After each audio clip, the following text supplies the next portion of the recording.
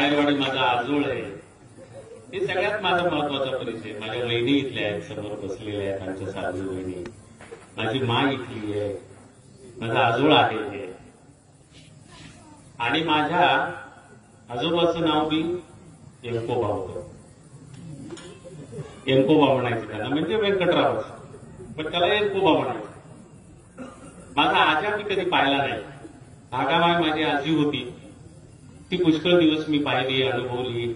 माझ्याकडे यायची रिधोऱ्याला, परभणीला मी जायच्या आधी ती गेली. आजी पाहिली होती, पण माझा आजा पाहिला नव्हता.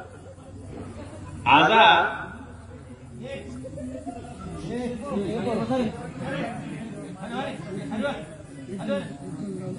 तर तो आजा जो आहे तो लाडानं आपल्या नातवंडांना बोलवतो ना, पण आजोबा आमच्या पाण्यातच आले नाही. पण त्या एंकोबानं नाही, तर या एंकोबानं आज सन्मानाने तुमच्या गावात मला बोलवलं.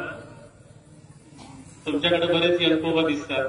मला वाटतं आमच्या बहिणीच्या वडिलांचं नाव पण एंकोबाच होतं ना, ज्ञानोबा.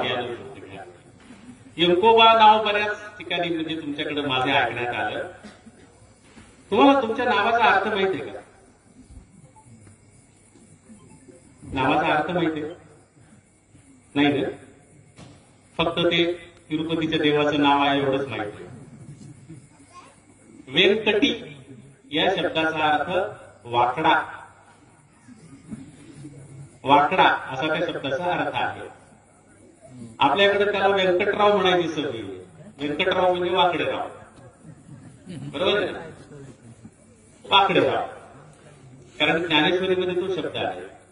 जे खळाची व्यंकटी साठो, ते या सत्कर्मी रती वाढो, भूता परस्परे जडो मैत्र जीवाचे.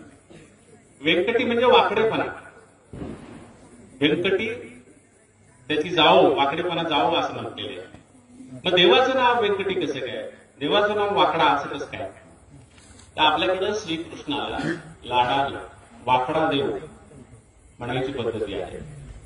श्रीकृष्ण कधीच नीट उभा राहत नाही, वाकडा उभा राहतो, म्हणून त्याचं नाव व्यंकटी पडलं. आणि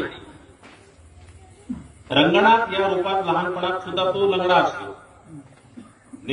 देवाचा देव बाई खकडा ग, देव एका पायानं लंगडा ग, अशी गवळण पण नामदेव महाराजांनी लिहिलेली आहे. तो लंगडा व्यंकटी त्या अर्थाने, बरोबर आहे. पण देवाचं नाव व्यंकटी त्या अर्थानं आहे